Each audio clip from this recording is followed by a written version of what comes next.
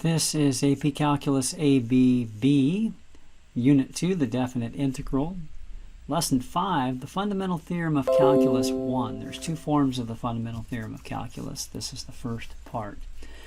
And basically the idea of the fundamental theorem of calculus, at least in the first part, is to link the concept of an integral with an antiderivative.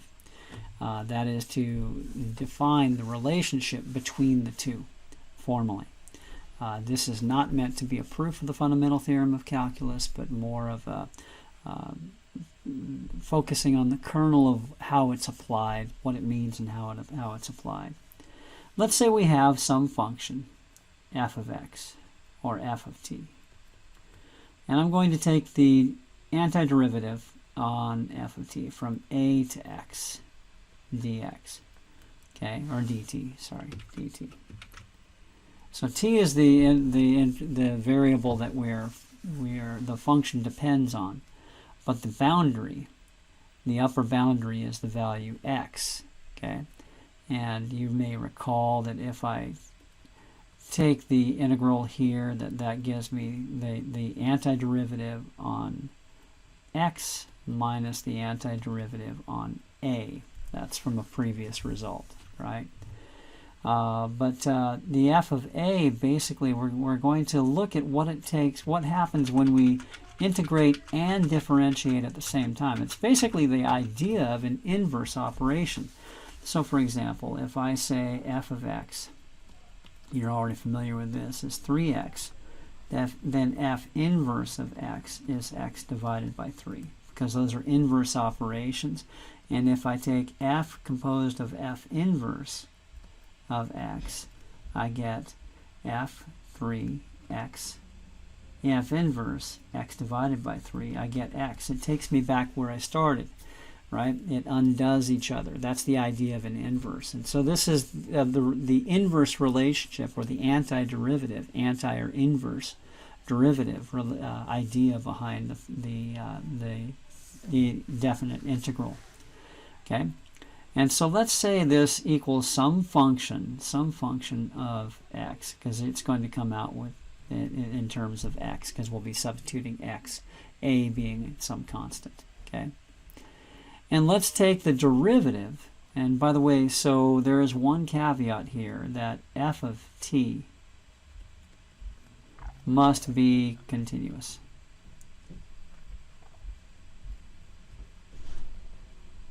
Fundamental theorem of calculus does not hold where the function on which you're integrating has holes or jumps or gaps. Okay, it has to be continuous.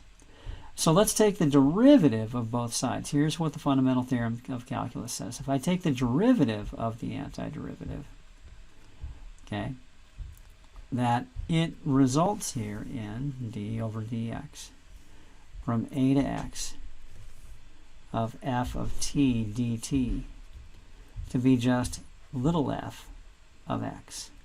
Okay, and so essentially the derivative and the antiderivative in a way undo each other. Okay, but you'll notice that it doesn't matter what the initial value is, and that's because when you take the derivative, what happens to all constants? They disappear. Because the derivative, remember, is the instantaneous slope, and slope doesn't care how high a function is, what its vertical offset is. Okay, and so let's see how this is applied. So you might be given a problem like this. You might be given y equals, let's change color. You might be given y equals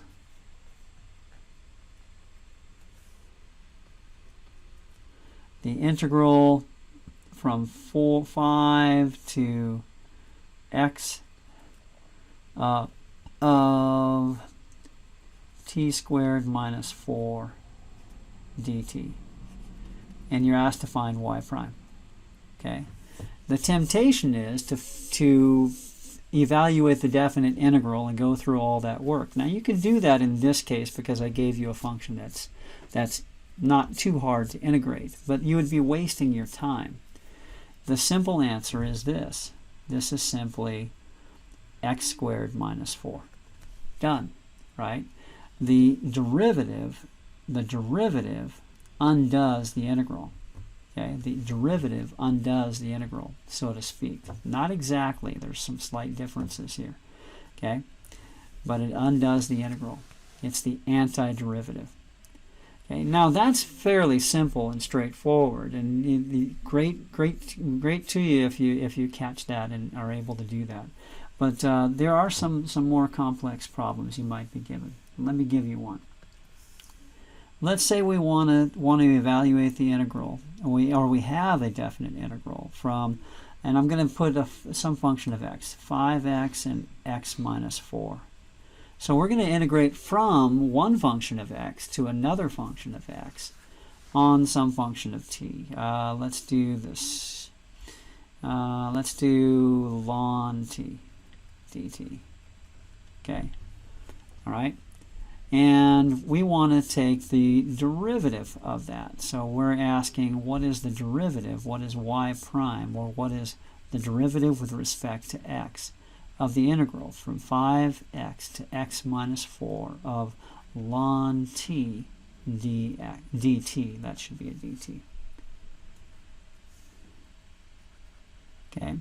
Now this doesn't fit the rule that we've been talking about so far. It's from a, where a is some constant, right? Now it's a function of x. So here's the secret. Break up the integral.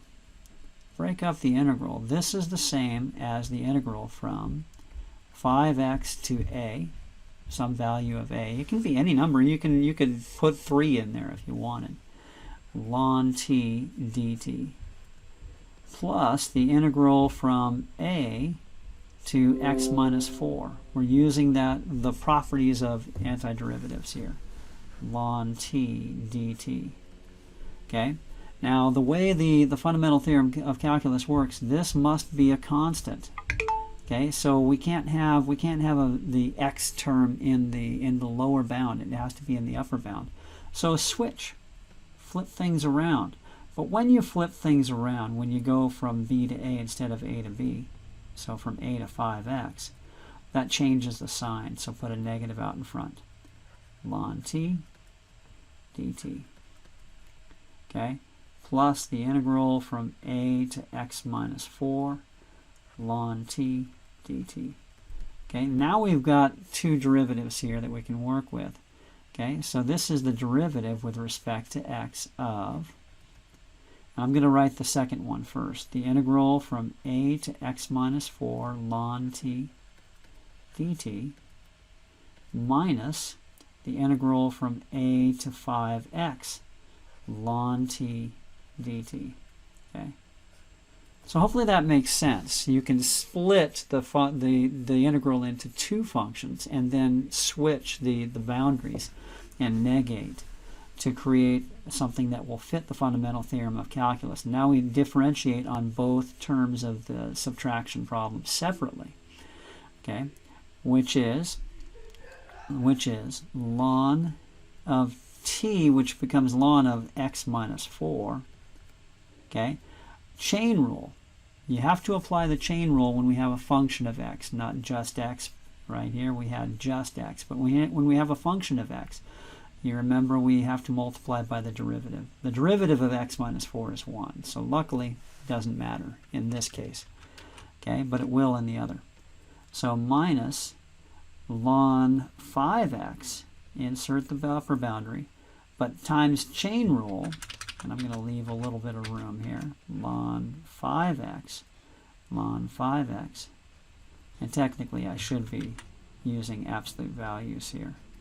Ln 5x times the chain rule, the derivative of 5x, which is 5. Okay, and there we go. There's the derivative, or the derivative of the integral. Note that it did not require me to know the derivative of the natural log, which is 1 over x, okay, but simply the idea that the derivative of an antiderivative is the original function in terms of the upper bound. That's the first form of the fundamental theorem of calculus. hopefully that helps.